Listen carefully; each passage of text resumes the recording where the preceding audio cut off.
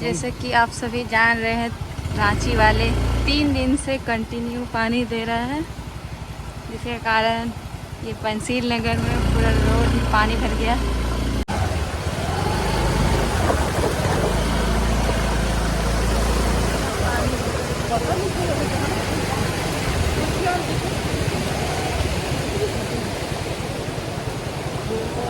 लग रहा है नदी में हम लोग चल रहे हैं।